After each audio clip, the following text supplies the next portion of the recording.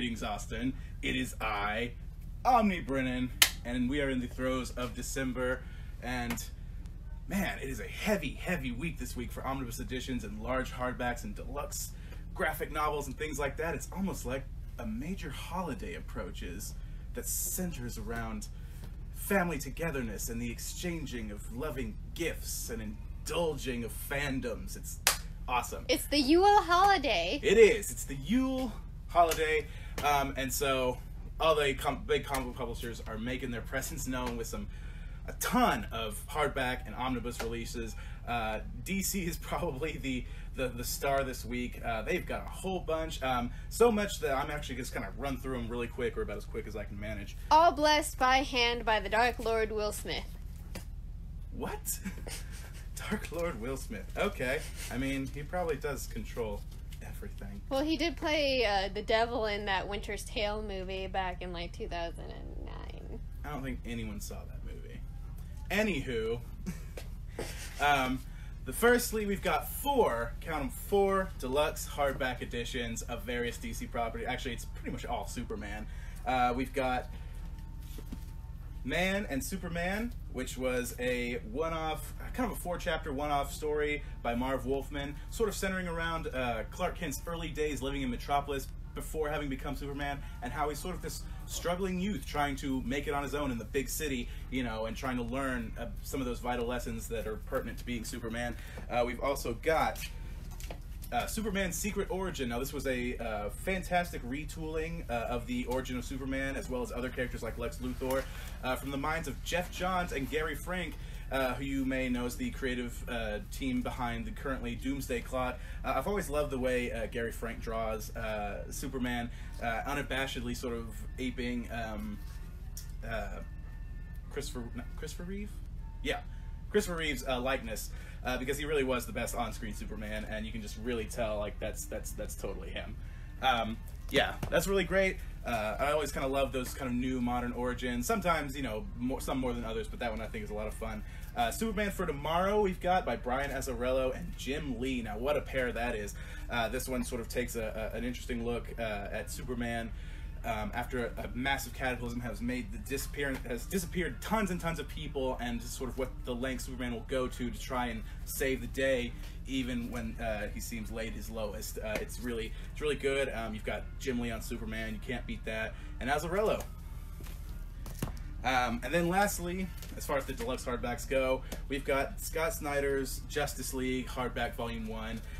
This is pretty cool. This is the current Justice League series going on right now, sort of post-Rebirth. So yeah, at a certain point they started Justice League at the same time as Rebirth, and then at a certain point they renumbered again, and that's when they set off Snyder's current vision for Justice League. Also sort of remembering the team to something more akin to the Justice League animated series that many of us are fond of. That includes, you know, Hawkgirl, Superman, Cyborg, Martian Manhunter, Cyborg, who was not in the animated series, but he's still here in the comic. Martian Manhunter, Wonder Woman, Flash, Aquaman, Batman, and of course, Jon Stewart, the Green Lantern. It's very cool. This is the introduction of the Legion of Doom. So the series has done an interesting thing of sort of paying 50% attention to the heroes over here and the Legion of Doom over here, sort of charting both their rises simultaneously, and how they're sort of maneuvering and outmaneuvering each other via different plans and things like that. It's very cool. We see certain characters newly become older iterations of themselves, because you know how weird DC continuity is. So we see Sinestro going from being what we think of today as Sinestro, the Yellow Lantern of Fear, going to the whole sort of the purple garb that he originally was in the Silver Age comics. So that's all of those. But of course, they weren't going to be left out of the omnibus conversation. So we've got a new printing of Grant Morrison's Final Crisis Omnibus. This is a big, crazy tome.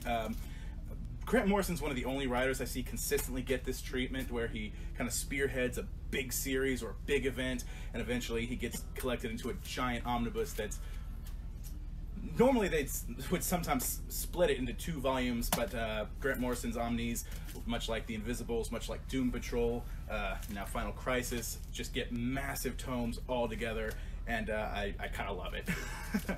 This was a big kind of cataclysmic event that sort of posed, you know, the idea that dark side wins, evil wins, and how do the heroes react. It also sort of featured a major and controversial death at the time, which led to a lot of interesting sort of changes for certain other characters in the DC universe. I'm being intentionally vague, obviously, although many of you probably already know who dies in this book.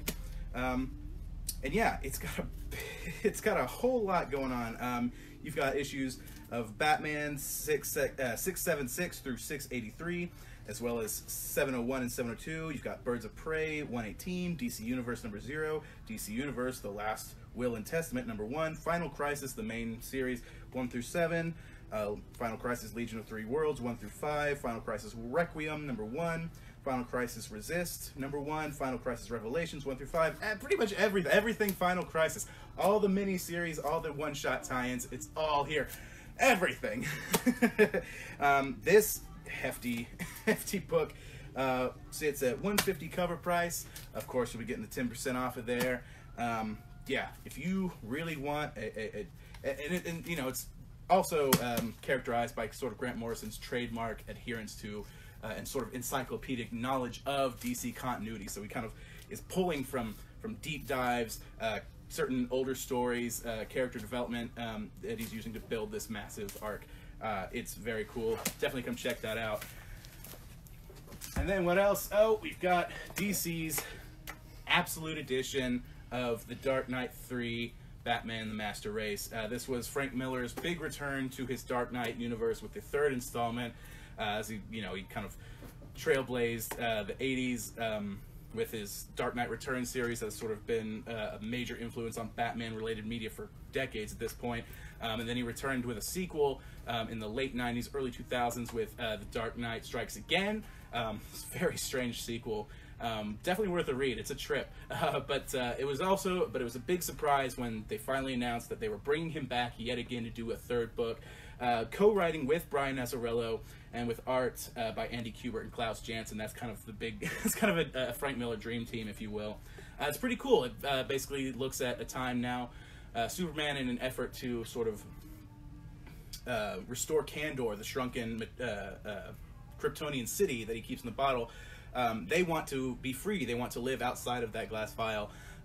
Little does Superman realize that once they're free, they've been embittered and they've been angry, and they feel like, you know, with their power and with the being the last of the, you know, part of the last race of Kryptonians, that they deserve more. They deserve more power, more control over the world and their environment. Excuse me. And so basically they move to take over, and so you have Batman and Superman and Carrie Kelly, who has gone through yet another costume identity change, doing what they can to stop essentially an army of Kryptonians. You also get other classic characters like Wonder Woman. You get to see what's happened with the child of Superman and Wonder Woman. Very cool, a lot of fun, and of course this crazy thing is the most prestigious, up-to-date version of this story so far. This one sits at $125 cover price, and yeah, like pretty much all Absolute Editions, you're going to get all sorts of sort of bonus goodies inside. This one, well, I remember when the first issue came out, they just did a ton of variant covers, exclusives across various stores, various websites, just regular variant covers, just tons of them, and you get all 150 variant covers as well in this book, as well as sketchbook art, behind-the-scenes extras. Definitely worth a look. Come check this out. But where would we be without mentioning Marvel, because Marvel, of course, loves their Omnis, and we've got a pretty cool Iron Man omnibus coming out. This is Iron Man: The Mask in the Iron Man. This is the omnibus. I don't. Maybe you remember there at one point. It's out of print now, unfortunately. But there was an Iron Man omnibus by Kurt Busiek from the '90s, sort of post, or sort of. I believe it was the Heroes Return storyline, sort of post Heroes Reborn. Wonderful endeavor that was. So that omnibus came out with Kurt Busiek.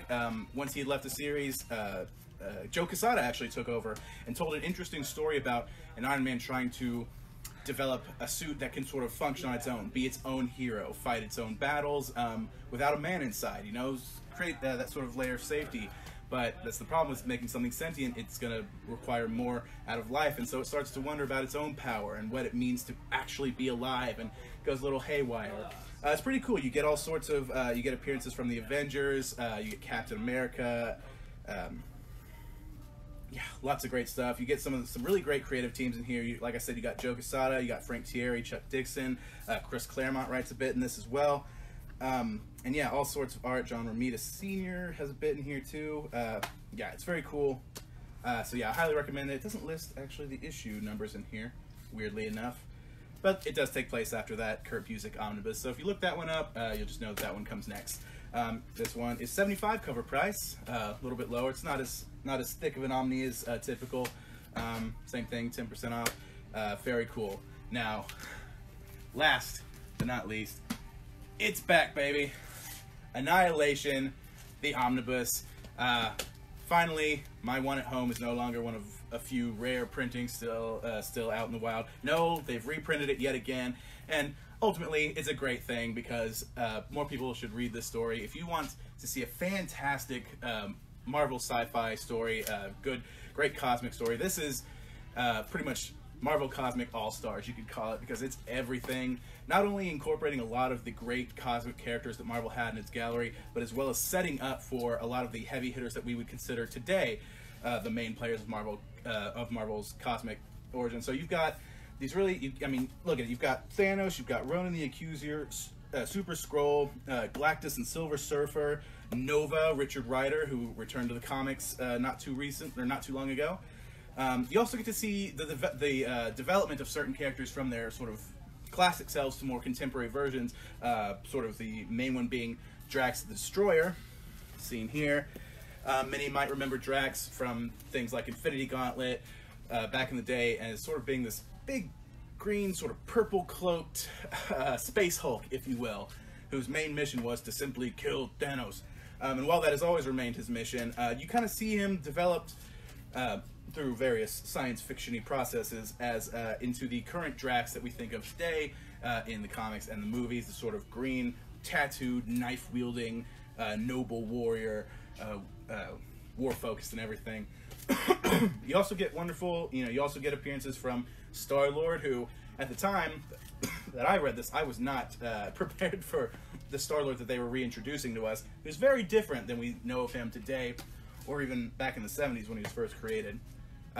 Yeah, this thing's awesome. You get pretty much everything that encompassed the original Annihilation arc. You get Drax the Destroyer 1-4, the Annihilation Prologue, Annihilation Nova 1-4, Silver Surfer 1-4, Super Skrull 1-4, Ronan 1-4, Annihilation 1-6, Annihilation Heralds of Galactus 1 and 2, and the Annihilation Nova Corps files. That's another cool thing you get to see. The Nova Corps, all big and space police-y, giant core, suddenly laid low and destroyed by the Annihilation Wave. What's the Annihilation Wave? Come check it out and see. It's epic. And you should absolutely, I'm hoping that we'll get another Annihilation Conquest printing as well. This was $125 cover price, and also I'm throwing that extra 5% on this beauty. Come check it out. I'm so glad it's back. 15% off Annihilation Omnibus this week. I love when unavailable things are back in print, and it couldn't have happened to a nicer book. Yeah, so I think that's all we got going this week. Annihilation back in print. Everybody cheer. Everybody celebrate. Get ready for the holidays. Bring a little Marvel Cosmic love to your stocking. Although I don't know what stocking could ever hold this book up. It's insane. That has been this week's episode, and as always, Omnis to the people. Da-dum, da-dum. No, not Da-dum, again. da-dum. Oh my goodness. Da-dum, da-dum, da-dum, da-dum, da-dum, da-dum, Oh, no. da-da-dum. Oh, what's this now? Oh, good. You're back. Yes. You're back. You found a wouldn't way it to be? slither back onto set here. Well, I had to because you were forgetting another important Omni that just came out. Was I? Yes, and you can't even make fun of me because it says it right there. Omnibus. Glamorous Omnibus, like everybody. It's true, everyone. It does have the word Omnibus on it. It's allowed. The Omnicorner's rule. It's allowed. Yep, I've made my case. It is Paradise Kiss is getting its has gotten its 20th anniversary edition, which we have all been waiting for because, as we know, Paradise Kiss is incredibly out of print and so difficult to find unless you're just that cool kid who knows the spot where to get them. But if you don't follow Paradise Kiss, or if you do because you're just so cool, and what are you doing on this side of the channel if you're just so cool? It follows a young girl who gets into this fashion group who is eclectic and really driven to make their fashion line become couture, become popular. And it gives you all the ups and downs. It takes you all the way from school to adulthood. And it involves all three of the manga themselves into this beautiful tome that you're gonna want to read. And it's gonna get the 15% off, correct? No. I already gave it to Annihilation. Annihilation, 15% off. Maybe you can retouch on this in Manga Monday, and it can get your 15% off there. But it belongs here because it's an omnibus. But it belongs in Manga Monday because it's a manga. Now, is this a volume or is this the complete story? This is the complete story. This is going to be everything right here, all in this tome. Hence, omnibus, duh. Well, I mean, some manga series go so long that they require multiple omnibus volumes. So this would be the part where you inserted the One Piece series once again, referencing One Piece as the standard bearer for all overly long epic manga sagas. But yeah, guys, the wait is now over. I do recommend coming in and getting your copy of it because it will not be here long. It's not limited edition necessarily, but it is incredibly hard to grab these while you can get a chance. They come so few and far between. So come and get yours before they sell out again. It's great cover price because originally each of the books were $19.99 or $19.95 or about there, but you're getting this one for only $29.95. Hey, not bad. Which is a really fantastic deal. So you get all three books for only $25.95. I can't say it enough. Come and get this omnibus. And also get Annihilation Omnibus, and also get the Absolute Dark Knight 3 Master Race, and also get Iron Man, Mask in the Iron Man, but also get Grant Morrison's Final Crisis Omnibus, as well as the 4 deluxe hardbacks that DC's also released. That is Omnibrennen this week. Oh god, it's so heavy. Omnis to heavy the people. Heavy is the crown. But never to a queen. Oh my goodness. Get on at it, yeah. Go boop the button. No. Go perform your vital role as the button booper. Why am I the button booper? Button booper extraordinaire, go. God. Hate everything. I have no free hands. So many omnis. So little time in so your life. Little time. It's no true. wonder you're a loser. Oh. Bazinga. Oh, see, now, and then you go and quote everyone's favorite show.